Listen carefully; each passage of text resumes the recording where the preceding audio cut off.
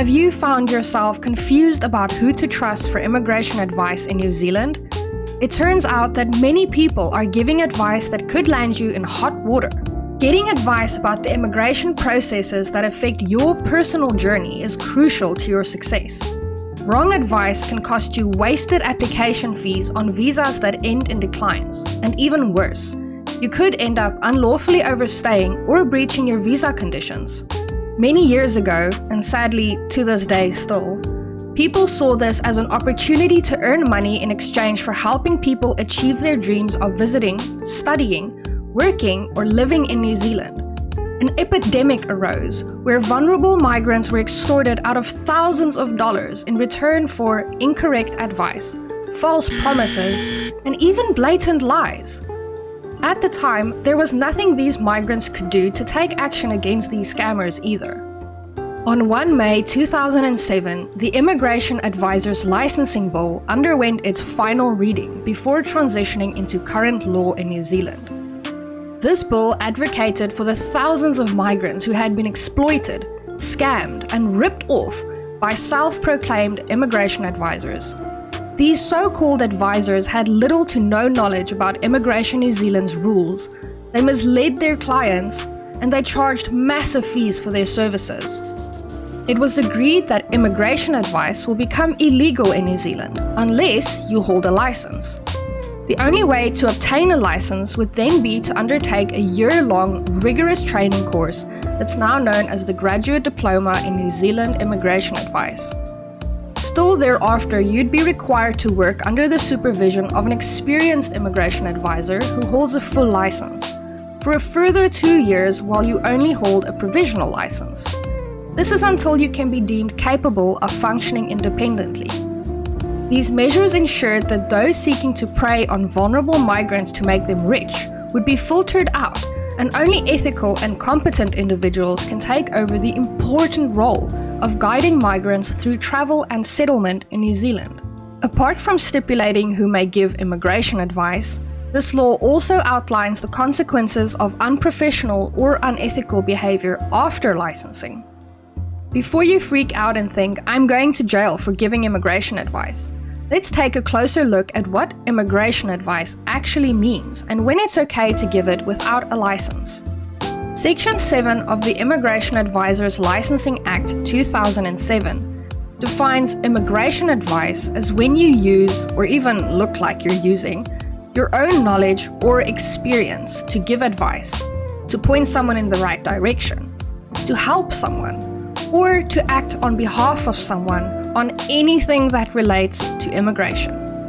This will usually look like someone commenting on your Facebook post with, "We did this when we applied," or "You should apply for this visa," or "My friend did this, so you can do this." They're using their own personal experience of immigration or knowledge they've gathered from others in this group to create a helpful answer. Why is this wrong? Firstly, their personal circumstances may seem similar to yours, but they do not know the details of your case. They can only give advice based on what you have posted, which may exclude a very crucial piece of information. This often results in a, "But they got approval in the same situation as me. Why did I get declined?"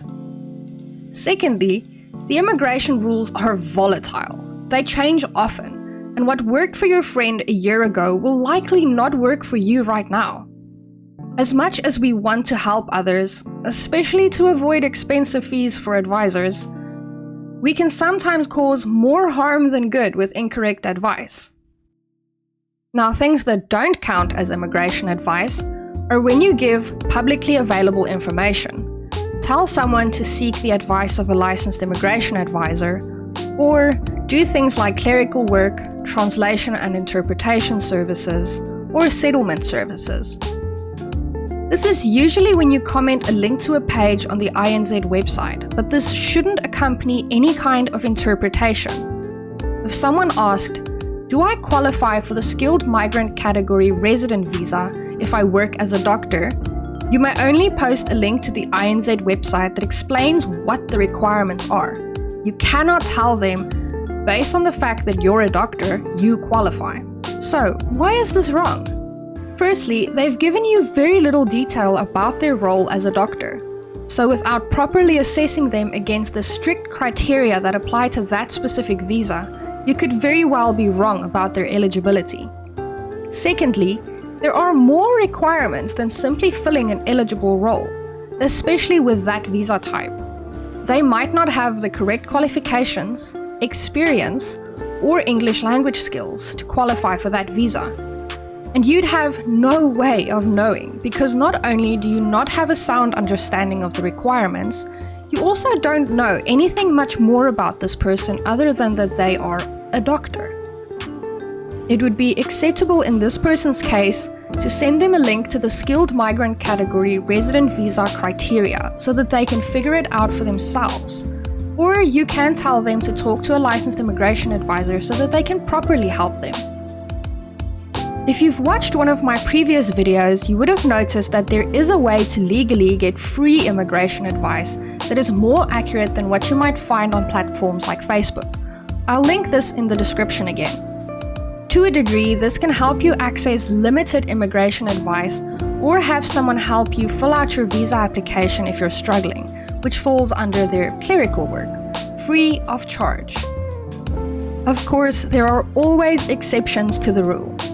While people who provide immigration advice should generally be licensed to do so, regardless of if they are based in New Zealand or elsewhere, yes, just because you're outside New Zealand doesn't mean you can violate this law.